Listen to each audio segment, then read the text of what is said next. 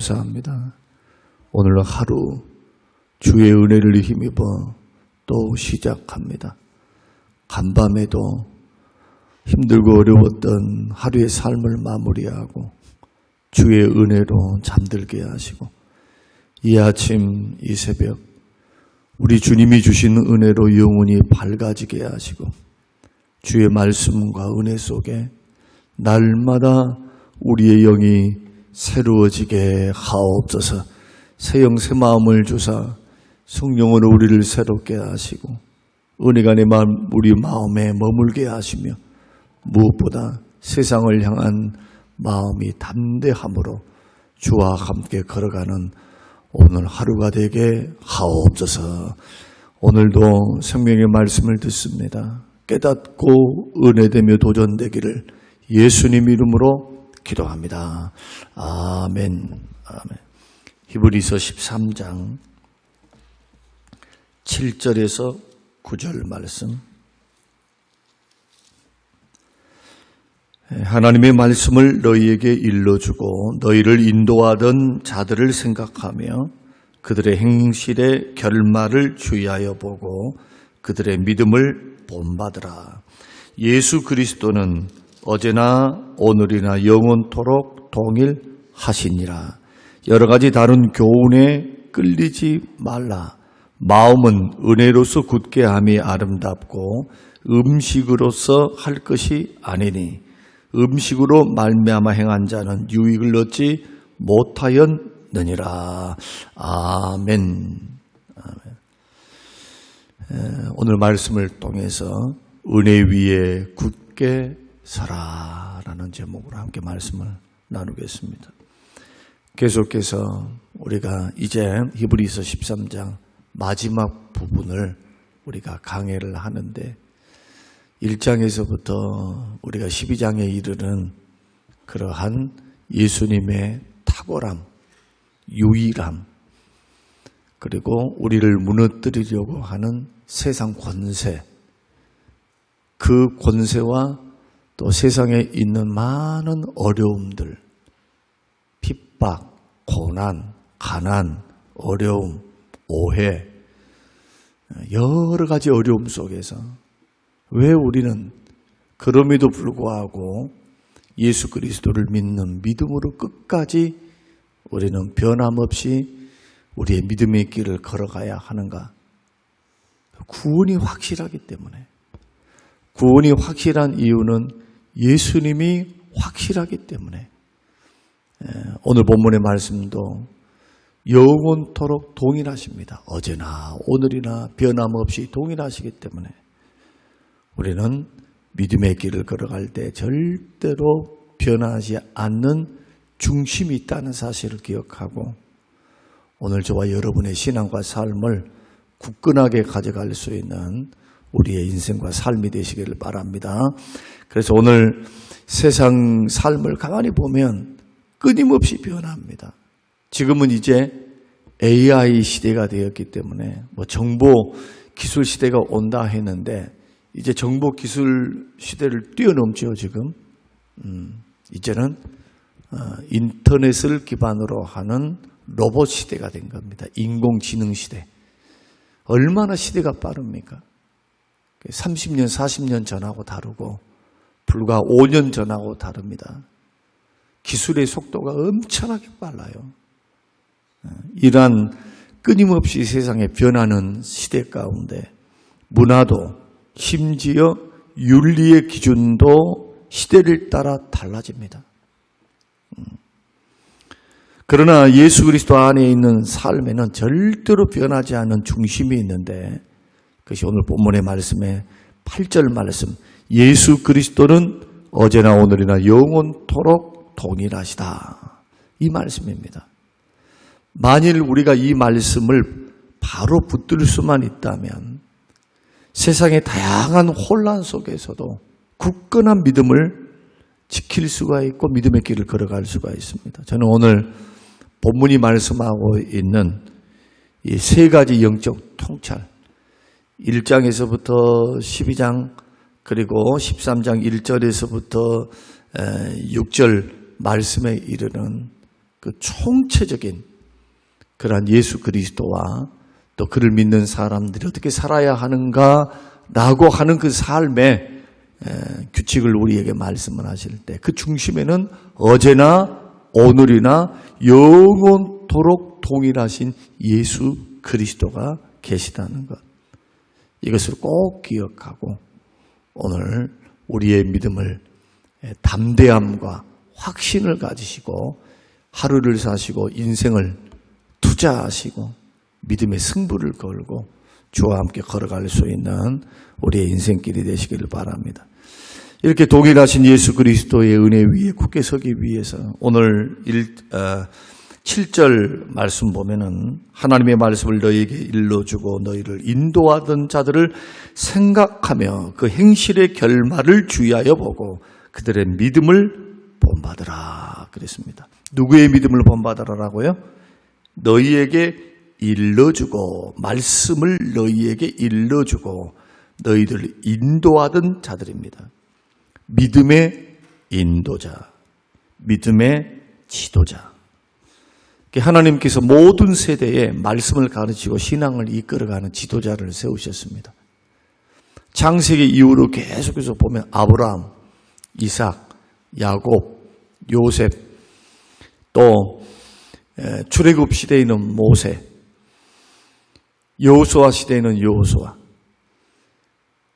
사사 시대 때는 사사들, 12명의 사사들, 또 사무엘, 다윗, 수많은 선지자, 하나님의 사람들, 왕정 시대에는 그 많은 주의 종들을 보내서 그들의 삶을 일깨우고 바른 길 걸어가기를 우상숭배 아니면 세상적인 삶에 푹 빠져서 죄짓고 사는 그들에게 하나님의 뜻을, 계시를 가르쳐줬던 선지자. 오늘날도 마찬가지. 작게는 여러분의 목사님을 보셔야 될 것이고 또 조금만 더 나아가면 믿음 좋은 장로님, 권사님들을 보셔야 돼요. 그분들의 인생이라 해서 별반 다른 인생입니까? 오히려 연세 드신 분들이 더 고생 많이 했어요. 과거 비해서 시대가 발전을 하고 있고 우리나라는 선진국입니다. 이것을 부인할 자가 누가 있어요? 아무리 못 먹고 삽니다. 힘듭니다. 어쩌습니다 해도 전 세계의 인구 78억, 80억이라고 하는 그 인구 속에서 우리가 지금 처해 있는 상황은 상위 10% 안에 들어 있습니다. 10% 안에 들어 있어요. 우리 대한민국이. 그런 복된 나라입니다. 문명의 혜택을 받습니다. 그런 축복을 받습니다. 그런 가운데 우리 믿음의 사람들이 어떻게 고난 중에서 어려움 중에서 믿음을 지키고 왔는가? 멀리서 찾을 필요가 없죠. 옆에 있는 분들을 이렇게 보면은 그런 분들이 저도 깜짝 놀라는 것은 저런 환경 속에서 어떻게 견딜까? 어떻게 믿음으로 승리할까? 제가 지금까지 만난 우리 어른들 그 믿음이 목사가 생각할 때 이분은 믿음이 굳건해 라고 하는 분들이 어려움을 당하잖아요. 그러면 오히려 더 믿음이 굳어져요. 더 깊어진다고요. 오히려 무슨 이 문제 때문에 낙심했습니다. 절망했습니다. 죽겠습니다. 어쨌습니다. 죽을 위기에서 암의 선고를 받고 이제는 고칠 수 없는 환경 속에서도 변함없이 주님을 바라보며 힘들고 어렵지만 그런 은혜 가운데 굳건히 서 있어요. 오히려 더 아름다워요. 믿음의 힘입니다. 우리는 그분들의 믿음을 본받아야 돼요. 본받아야 돼요. 멀리서 보지 말고 가까이는 목사님을 보고 또 가까이는 옆에 있는 권사님들을 보세요. 과거 남편들이 얼마나 잘나고 똑똑했습니까? 바람 피우고 밖에 나가서 뭐 하고 술 먹고 도대체 생각해 보면 과거 어른들은 왜 그랬는가 모르겠어요. 그 시대가 그렇게 좋은 시대는 아니었다 생각해요. 왜 그렇게 집집마다 어렸을 때 보면 아버지들 그렇게 몰라. 우리 동네가 못 사는 동네인가 모르겠어요. 하기사 역전 골목에서 살았으니 거기는 수많은 사창가부터 시작해서 하여튼 보면은 고성 싸우는 소리. 이 싸우는 소리가 지금은 옆에 있는 아파트에서 잘 들리지도 않잖아요. 집안에서 하니까. 그때는 무슨 소음이 무슨 뭐 방음 시설이나 됐습니까? 반짝대게 해가지고 이렇게 해서 뭐 양옥집에 살면은 우리는 부러웠어요. 여수에서도 꽤나 여수는 돈이 많은 곳이라서 우리 지역을 벗어나 조금 동사무소 쪽으로 해서 조금 올라가면요 양옥집들이 쫙 질비하게 써 있어요. 그러면 학교 가면서 걸어가면서 저 시내 중앙동 가면서 어떤 마음이 드냐 하면 어린 마음에 이 사람들은 어떤 사람이길래 이렇게 복받고 사는가. 지금 단독주택 양옥집 2층 어떻습니까? 40년 50년 된 집 그 집 사라 그러면 사겠어요? 지금 살라고 하면 살고 지금 와서 이렇게 보니까 완전히 이거 아무것도 아닌 거죠. 외풍도 심하고 무슨 근데 그때 어렸을 때는요 못 보던 집을 본 거예요. 못 보던 집을. 그러니까 담 너머로 이렇게 쳐다보면서 왜 제가 그렇게 기억이 있냐면은 가난하고 정말 없는 집에서 살다 보니까 그런 집들이 너무 신기했어요. 지금도 기억이 생생해요. 그러나 지금 보십시오. 지금 우리들의 삶을 이렇게 뒤돌아보면은 하나님이 주신 은혜가 너무너무 커요. 저는 지금도 우리는 아침마다 저녁마다 만날 때마다 우리 집사람 얼굴을 볼 때마다 감사하다. 은혜를 기억해야 된다. 이런 말들을 합니다. 저희 딸이 지금 임신을 했는데 아기를 가졌는데 그제 저희 집을 찾아와서 아빠 지금까지 있었던 그 사진들 근데 사진이 오래되다 보니까 그 사진첩이 이제 요즘은 두껍잖아요. 그러니까 요즘 사진첩 보는 사람 누가 있어요? 그러니까 집만 차지하니까 집만 되니까 그걸 싹 다 내가 정리해 드릴게요 하고 몽땅 해갖고 다 자기 집으로 가져갔어요. 그래고는 싹 끄집어내서 그 사진첩을 싹 버려버리고 그것을 디지털화 시킨다 해서 그 스캐닝가 뭔가 사진을 찍는가 해서 가져온다 하는데 이제 덜컥 임신이 돼버린 거죠. 그리고는 아빠 다음에 해줄게 하고 가지고 와서 나는 의자에 앉아있고 방바닥에 앉아서 주섬주섬 아빠 이것 좀 보세요 하고 과거 우리의 사진을 보여주는 거예요. 총각 때 사진, 처녀 때 사진, 결혼 막 했을 때 사진, 그리고 아이들 셋 낳고 사는 사진. 그런데 뭘 발견했냐면 저희 집사람이 처녀 때는 통통했어요. 아주 복스럽게 좀 살이 쪘어. 좀 통통해서 야 통통하다. 24살 우리가 27에 1월 달에 동갑이니까 결혼을 했는데 그 전에는 통통했어요. 교제를 하면 그 통통함이 계속했어요.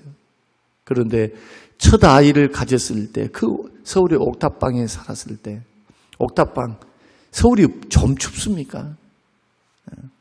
화장실이 유리로 돼 있어요. 불투명 유리. 그래 겨울에 조금만 추우면 완전히 그 샤워도 있고 그 화장실은 막혀. 화장실을 못 가. 막히니까 얼니까 주인한테 아무리 말해도 대책이 있습니까? 옥탑 집이 아닌데 방을 만들어서 급한 마음으로 이렇게 내놓은 건데 새를. 근데 놀랍게도 그 당시 40년 전에 그 방의 전세가 1200만 원이었어요. 나는 지금 생각해 보면 너무 비싸게 산 거예요. 너무. 그 당시. 야, 놀랍다 놀라워. 30년 전인데. 그때 그 사진, 그때도 통통했어요. 그런데 둘째를 낳고 나서 10년 동안 연단을 받았는데 이 둘째를 낳고 셋째는 우리가 키울 수가 없었어요. 왜냐하면 둘째가 심장병에다가 심장에 구멍이 2개 나 있고 그 다음에 여러분 아시는 다운 증후군이니까 그 아이를 데리고 살 수가 없는 거예요. 그래서 셋째를 낳았는데 셋째를 키울 수가 없어요. 그러니까 장모님한테 여수에 보내놓고 좀 키워달라 하고 굉장히 은혜를 도움을 많이 받았죠. 분유도 다 우리 처제들이 기저귀도 처제들이 지금 우리 처남이랑 해서 그렇게 이쁘게 키워준 겁니다. 요한이를. 둘째 안고 3명이 방바닥에서 그것도 9평짜리 아파트에서 이제 임대 아파트죠.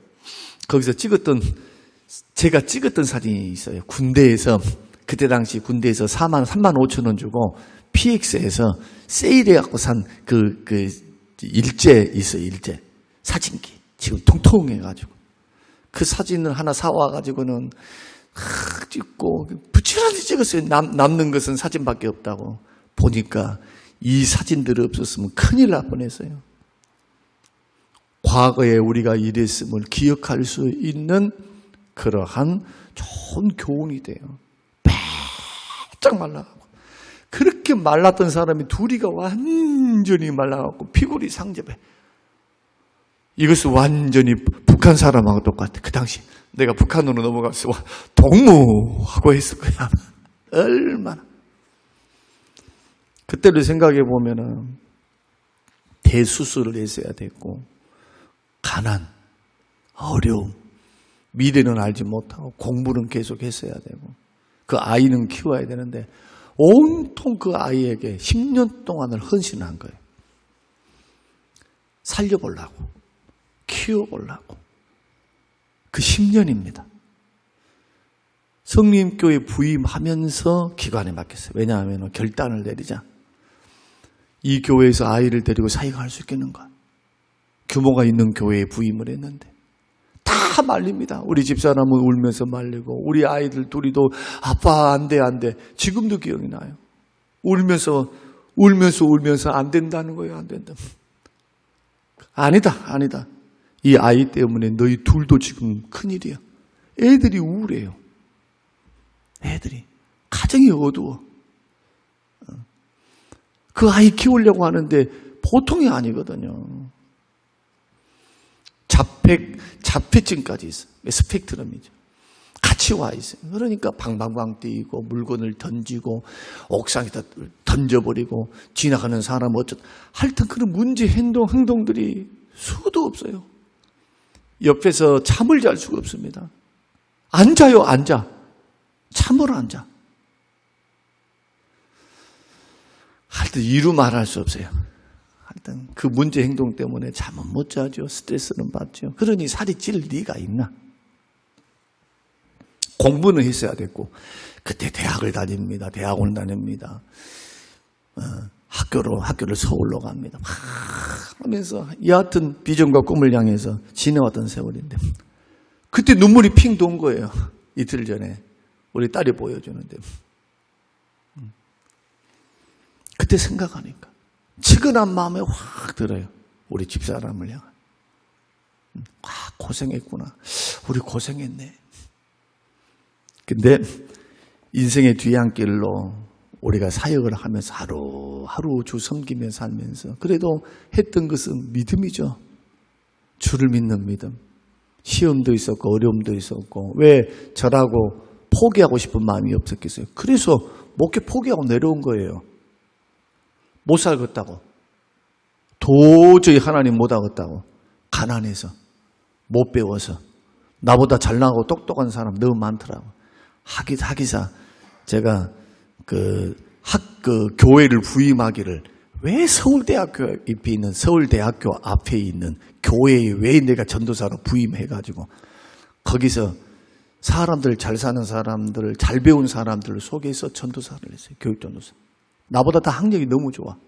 서울대, 연대, 고대, 경희대, 덕대, 숙대, 이대. 놀랍지 않습니까? 조그만 교회도 수두룩박박해. 서울에 그 중요한 좋은, 근데 내가 그 담당을 했다니까요. 청년부를, 대학부를, 유초동부하고. 가보니까 노예란 곳을 가봤어요. 남서울로회 그 당시 홍정길 목사님이 그때 그 교회가 크니까 거기서 노회를 했거든요. 가면 목사님들 스펙이 너무 다른 거예요. 다 서울에 있는 대학을 다 나왔어. 연대, 고대. 내가 얼마나 실망스러운지. 또 어떤 세미나를 갔더니 이 전도사님들, 목사님들 이 삶이 너무 추해.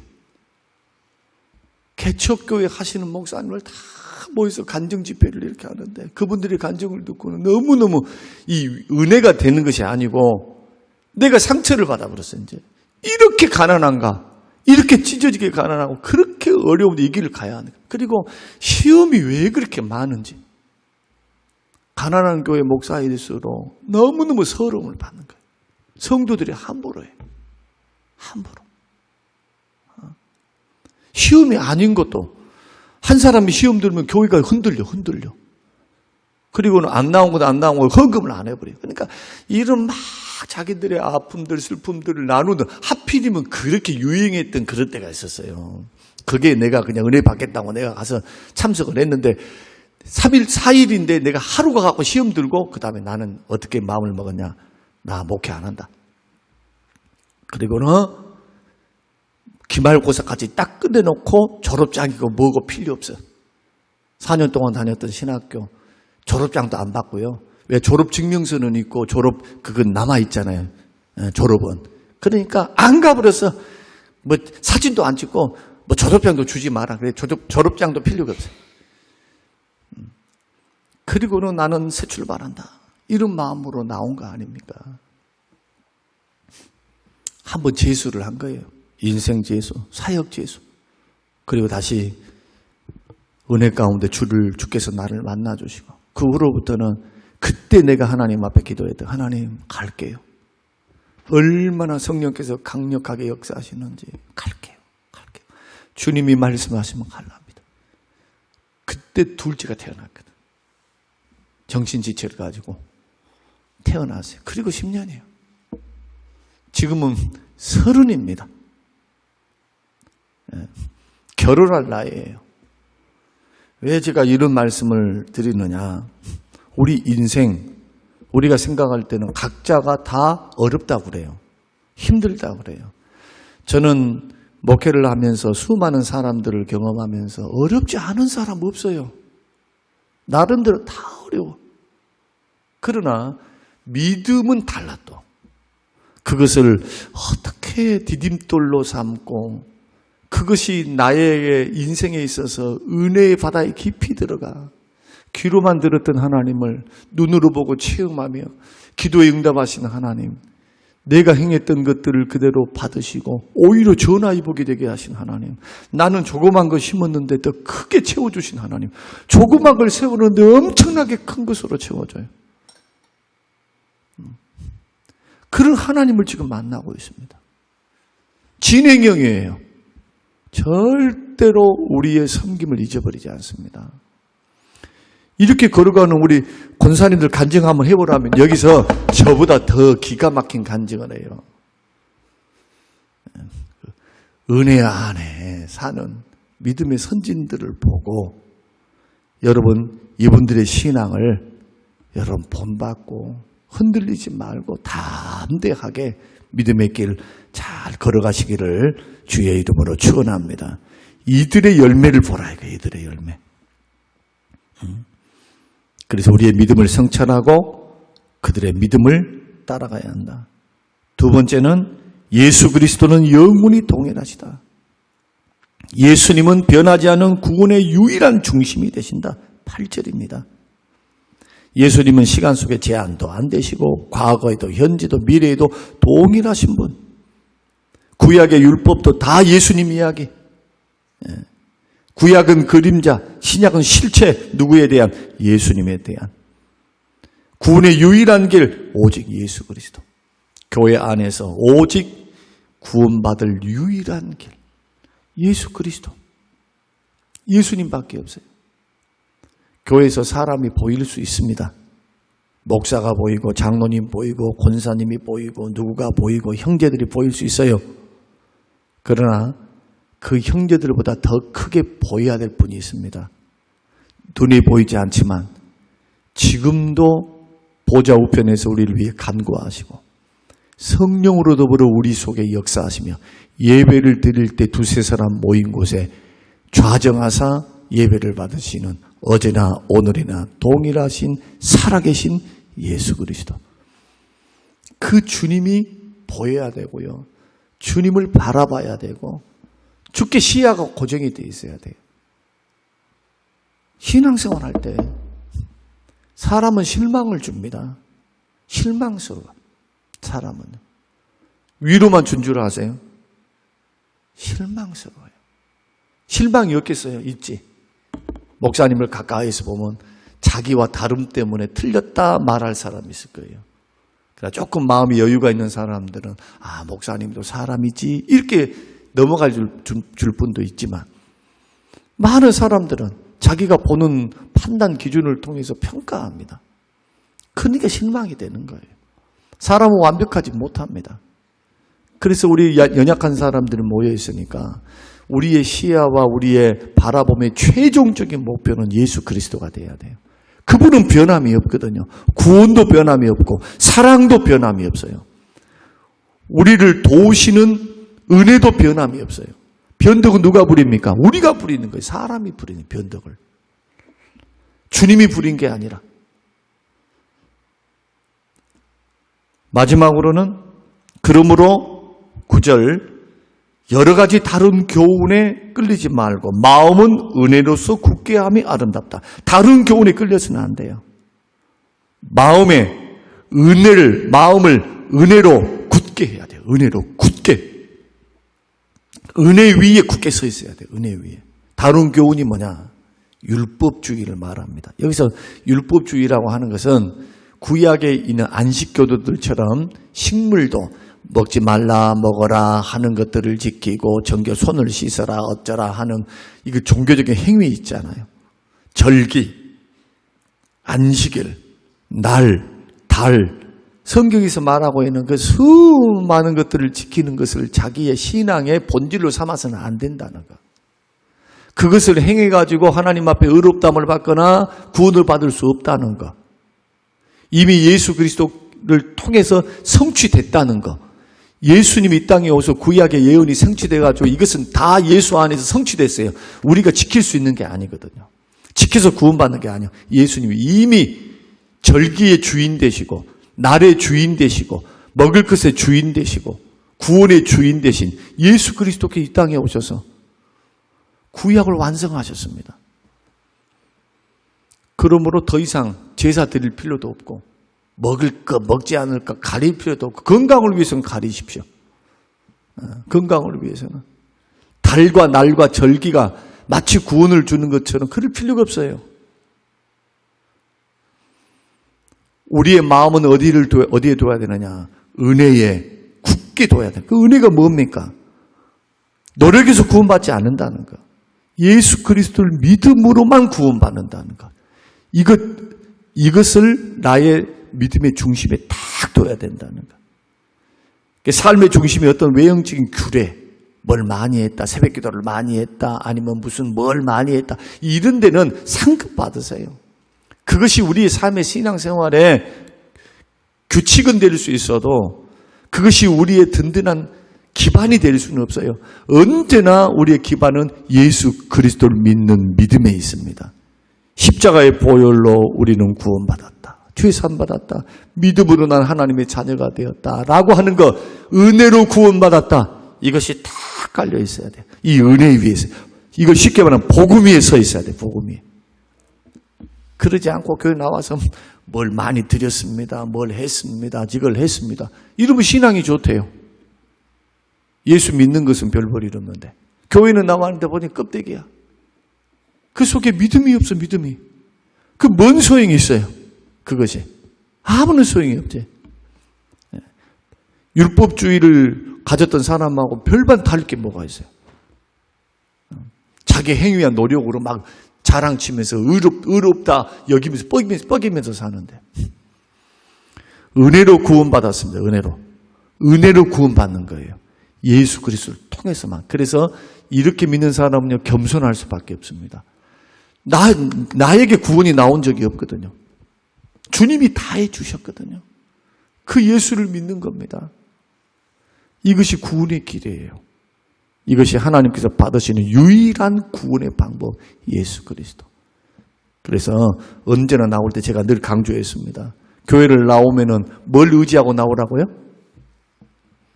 어제 전도 100명 했는데요? 헌금을 매덕 드렸는데요? 나는 이런 봉사를 했는데요? 그것 갖고 나오라 했습니까? 아닙니다. 주마다 주일 앞에 나올 때, 아침마다 주님 앞에 나올 때 예수 그리스도 십자가의 공로 의지하고 나와라. 예수 십자가의 공로 의지하고 나와야 돼요. 예수 십자가. 오직 예수. 오직 예수님. 나를 위해 십자가에 죽으시고 나를 위해서 피를 흘리사 나의 의가 되시고 구원이 되시고 생명이 되시고 천국이 되시고 지금도 보좌 우편에서 세상에 나를 위해서 나 같은 것이 뭔데 넘어질까 봐 멸망의 길 걸어갈까 봐 끊임없이 졸지도 아니하시고 주무시도 아니하시고 기도해 주고 계시는 주님. 누군가가 기도해요. 나 넘어지지 말라고 믿음의 길 잘 가라고 응원하면서 기도해 주신 우리 예수 그리스도. 우리 주님의 주님. 그 주님을 우리는 곧 만납니다. 머지않은 장래에 우리는 천국에서 주 만나요. 주. 오늘 저와 여러분이 히브리서를 제가 강해할 때는 조금 마음이 무거웠습니다. 과연 이러한 딱딱한 말씀들을 잘 들을 수 있을까? 그러나 강해를 하면 할수록 제가 은혜를 받아요. 내가 은혜를 받아.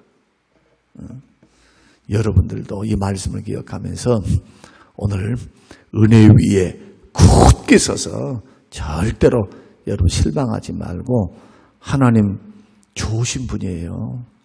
하나님 채우십니다. 열어주세요. 살게 하세요. 복을 주세요. 너무너무 고마운 분이에요. 이런 좋으신 하나님을 은혜 속에서 만날 수 있는 우리 모두가 되시기를 주님의 이름으로 축원합니다. 고마우신 아버지 감사합니다. 고맙습니다. 주시는 귀한 말씀을 듣고 우리의 믿음을 다시 한번 점검합니다. 우리 모두가 하나님 앞에 서 있습니다. 은혜 주신 하나님, 이끄시는 하나님, 고난 중에서도 상처 속에서도 언제나 떠나지 않고 나와 함께 하신 하나님, 미래의 소망을 주시며 말씀을 주시며 길을 여시며 우리의 손을 붙잡고 인생의 길, 고난의 바다를 헤쳐나가는 세상을 살아갈 수 있도록 인도하시는 그 하나님만에 우리 인생과 삶을 맡겨드리고 은혜 위에 굳게 서게 하여 주시옵소서.